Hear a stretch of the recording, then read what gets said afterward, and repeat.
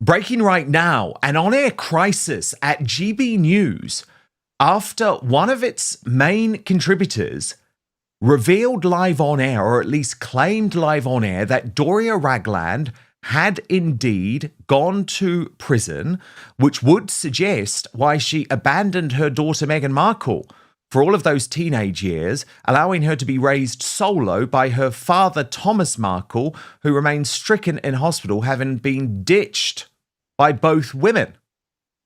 Now, remember, this is an accusation that has at least been heavily hinted at before, including by Tom Bower, who wrote the book Revenge on Meghan's previous life. At the same time, exactly what went down has been shrouded in secrecy. But Carol Malone just decided to go there on GB News, leading to an astonishing on-air confrontation with her left-wing Meghan Markle supporting rival. Like, everyone's freaking out because, like, potential truth bombs are being dropped here, there, and everywhere. But maybe that's why she brought up the king's prostate to try and change the conversation quickly. Exactly, and it's also like he doesn't really, he's made it clear he doesn't want anyone to know the details of his cancer treatment. Yeah. So, Doria, are we ever going to find out the truth, Tash, about what she got up to? Of course, both Lady Colin Campbell and Samantha Markle on special episodes here on Outspoken have revealed a lot about what was going on during those years, which did seem to include at least the proximity to drugs. What do you make of this new on-air claim? Oh, I've got to be careful here, Dan. But I think it's obvious that Doria was away for a large amount of time, which would be consistent, say, with a prison sentence. I've also heard stories over the years that she joined a hippie commune, which is also believable when you think of Doria. She looks like someone that would be a hippie. She just decided she didn't want to be a mum anymore. You know, you do read stories like this. I mean, as I said, it's clearly obvious that she was away for a length of time. She does seem to have been around her daughter when she was younger, and then she got back involved when Meghan was an older teenager. You saw her at her graduation. So there is a big gap in between that I think would have been consistent with that. But at the moment, it's speculation. I don't think it's going to be revealed because I think if it is true, it would have been covered up. I can't remember, but I'm pretty certain that when these rumors first started circulating, they said that for Doria to have been flown over and been inside the royal palaces and being treated as a member of the family, if she had a criminal conviction, there is issues there. So I honestly don't know. There's so many stories that go around regarding this woman, but someone's obviously not telling the truth. And it seems there has been quite a big cover up. If she'd have joined a hippie commune, I think we would have heard more about it. I think there has been some sort of a patch job because it wouldn't have looked good. The new Duchess of Sussex, her mother's an ex-jailbird. So I think there has been obviously tweakage of people's information, but I'm not sure we're ever going to find out. I need you to do something for me right now. It is free. It is easy. It is simple. Just hit that subscribe button on YouTube. That's because over 50% of you watching this video haven't done that yet. And I think probably the same applies to claims about a Meghan Markle sex tape. I mean, there have definitely been like topless pictures and some naked pictures and videos, which I had been shown in the past, which were part of that leak. But now an older clip is going newly viral, Tash. And this is from Kevin Blatt, a celebrity tape broker. And it is from the Your Mom's House podcast, where he describes, or at least claims, to have received a call in 2018 from a woman saying that she possesses a 4-year-old sex tape of Meghan about to marry a prince. So, of course, the implication is that it's Meghan Markle, although there is no confirmation of that. And it alleges that the tape involves oral sex filmed by a Florida photographer. I have seen that clip. I remember that clip actually going around, I think, the first time round. It's possible, isn't it? Of course, Meghan doesn't come across that she's been a shrinking violet her whole life. There are photographs which are not doctored, as far as I am aware, with her being on yachts. There are photographs that I've seen as well where she, these aren't the ones. There are some ones where you can quite clearly see it's AI, but she is on yachts with other beautiful young women. One of them happens to be Epstein's former girlfriend. There's a couple of photographs because they all knew each other. So yes, is it possible there's something like that out there? Absolutely. Again, do I think that Meghan has had help covering up certain things from her past when she got involved with the royal family? Yes, I would imagine so. Are we ever going to find out the truth? I don't know. It depends who covered it up. But yes, I wouldn't be surprised. And that's not just because of my dislike of Meghan, but I think it's from what I understand of the parties she used to frequent, the sort of people she used to hang around with. I mean, Soho House is definitely a place for young, beautiful people to meet older, richer executives, people, if you scratch my back, I can scratch yours, that sort of, not all Soho House, but it's obviously a place where things like that do go on. So I wouldn't be shocked. But again, I don't think we're going to find out the truth. I think that's been locked away in a box somewhere with a key alongside whether Doria Ragland has done prison time. Tash, there's been so much bizarre stuff PR-wise from Harry and Meghan this week. Clearly an unhappy couple, as we saw in the With Love Meghan holiday celebration. But I think one of the biggest oddities was this piece from People magazine. Now, we know People magazine is like the official mouthpiece for the Sussexes. I've said it for a long time, but confirmation this week that 20% of the website traffic for Was Never comes directly from People magazine. So, I mean, there's a symbiotic relationship between People and Harry and Meghan. They need to keep People sweet because it's sending potential customers to Was Never. And let's be honest, there's not many potential customers, so they desperately need it. But this article was totally bizarre. Let me just take you through it. The flurry of mini dramas underscores how the couple is still learning to navigate the Hollywood spotlight, after moving to the US in 2020. But friends say they weather it together. It never creates friction between them, a source tells People. They're fully aligned and always operate as a team. It never puts them at odds. While Meghan tends to dismiss outside chatter, what she herself calls just noise, Harry is known to take the commentary more to heart and remains especially protective of her. But Tash, utterly bizarre, given that what the headline reveals is that Meghan Markle and Prince Harry are needing a holiday reset. And it's as if this was almost like a preemptive strike. They knew that people were going to see the very awkward on-screen connection. They knew all of the other stories that were coming. So they're like saying, oh yeah, things are really bad, but honestly, there's no friction. I mean, why say that? Like, you don't need to say that when everything's good. You don't have William and Catherine, for example, briefing to British newspapers. Oh, they're really happy together. Honestly, everything's fine, because it's like, we know it's fine. Yeah. That is a definite thing. And I think that's always been a bit of their downfall. Even when they first became a couple, they had to be all over each other all the time, holding hands, even when they were meeting delegates and official events and things. I mean, it was just embarrassing, constantly those two pouring at each other and stroking each other and heavy petting each other. It was too much. So, of course, when they stopped doing that behavior, it became very, very noticeable. And now Harry and Meghan, all they seem to do is, I love him so much. Oh, no, wait, I take that back. She never says she loves him. He loves me so much. That man loves me. They have a picture of them kissing over eating fish and chips and stuff. And it's just sickly sweet, over the top. If you are just genuinely happy in your relationship, you don't need to constantly convince the world that you are happy in that relationship. It just works. And I think there is a desperation, an air of desperation for these two to make themselves seem they're more in love than ever before. And often when you see that with celebrity couples, it's the final death blow.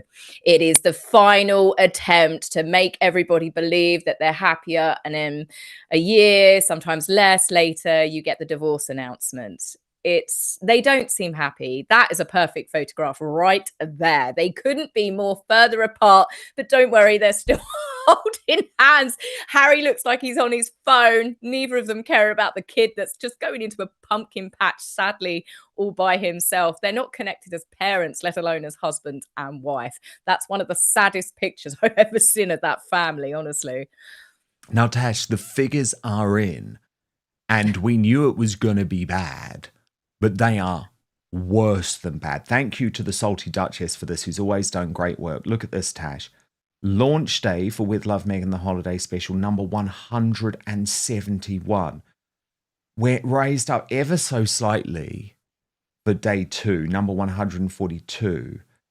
But the Salty Duchess said Netflix should know by now that even her sycophantic sucker squaddies can't save this car crash from herself. Her silly little vanity show ranking is beyond shocking. Queer Lips of Truth adding, it is finished. Meghan Markle is finished. Failure. And I mean, Tash, these numbers are utterly damning. I mean, Dan, you watched it. It was bad. I mean, I've watched. Well, I lie. I didn't watch the. No, I did. I did manage to get through all of it in the end. This, to me, was the worst episode because it was Christmas, because it was festive.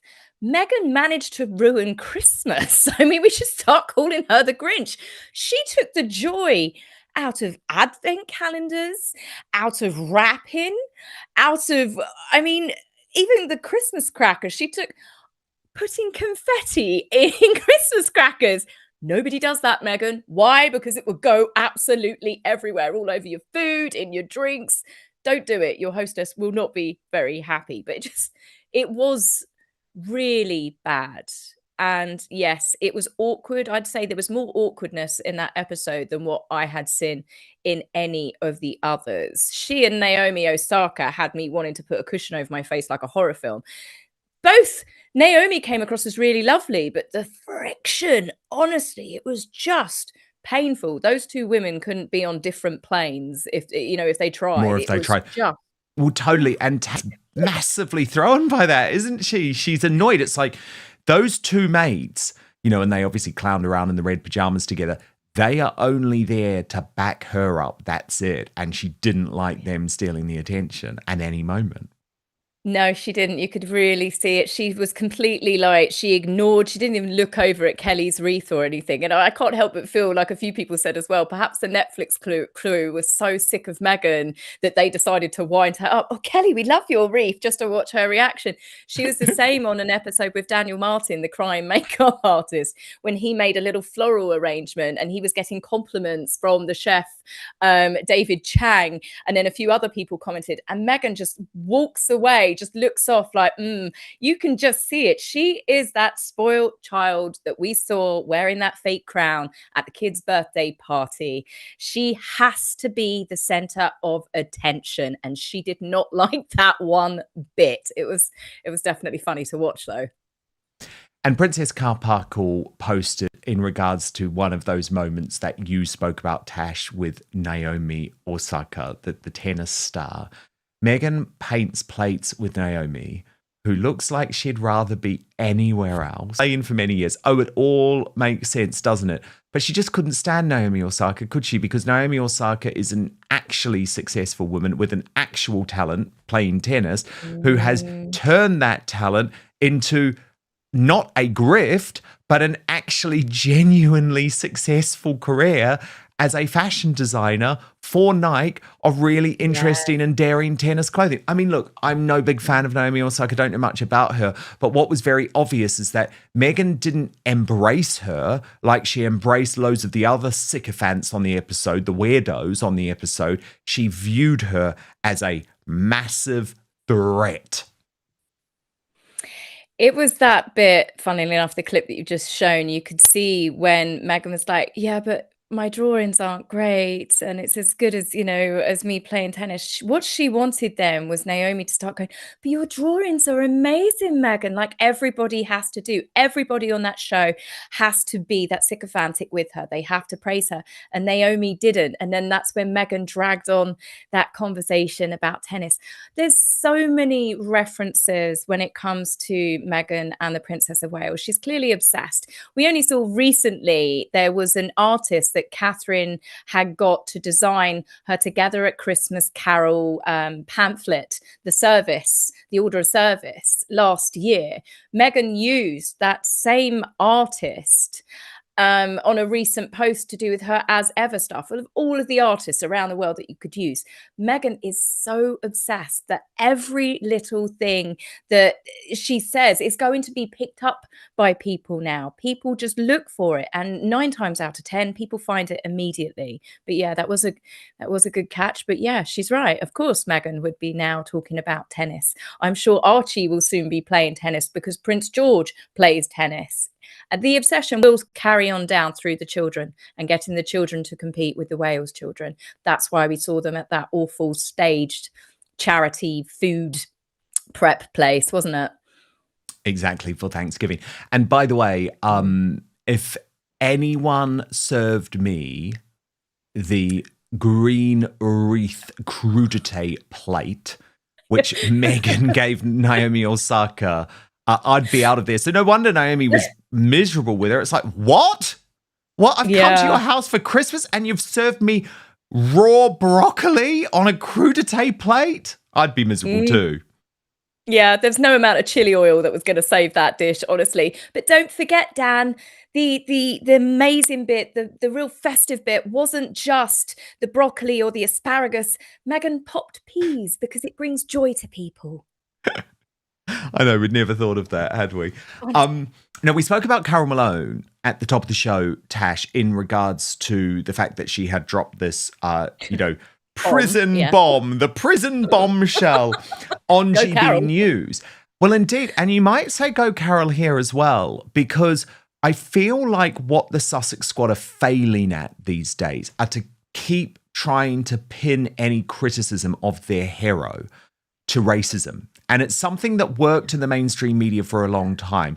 I believe it's now trying to collapse. And I wanted to show you and sort of illustrate this collapsing in real time.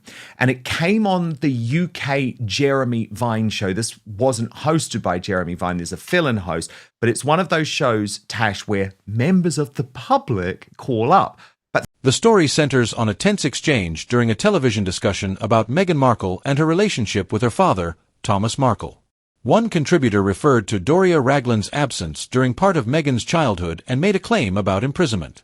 Another panelist immediately challenged the statement and asked for evidence. That moment is significant because it shows what often happens in live broadcasting. A controversial assertion is made, and the conversation quickly shifts from opinion into questions of verification and evidence. There has long been public discussion about periods of Doria Ragland's life that have received relatively little media attention. However, it is important to distinguish between publicly documented information and unverified claims. Thomas Markle has spoken extensively about raising Meghan for significant periods of her childhood. But claims about criminal convictions or imprisonment require evidence, and to date there has not been publicly established proof confirming those allegations. That distinction is essential. Royal coverage today is very different from what it was a decade ago. Traditional newspapers, television networks, YouTube channels, podcasts, and social media accounts all compete for attention. That competition can reward increasingly dramatic headlines and increasingly controversial claims.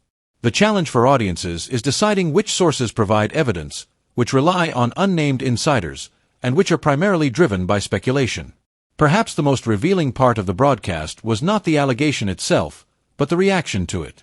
The immediate pushback from another panelist highlighted the importance of evidence and accountability. In a live television environment, controversial statements can create headlines instantly. But they can also raise serious questions about accuracy, fairness, and editorial standards. That may ultimately be the bigger story. The GB News Exchange has reignited debate about Meghan Markle, her family, and the broader ecosystem of royal commentary. The key takeaway is that extraordinary claims require extraordinary evidence. In an age where viral clips can travel around the world in minutes, viewers should pay close attention to what is confirmed, what is reported, and what remains speculation. If you enjoyed this media analysis, subscribe for more royal news breakdowns, journalism commentary, and in-depth discussions of the biggest stories making headlines around the world.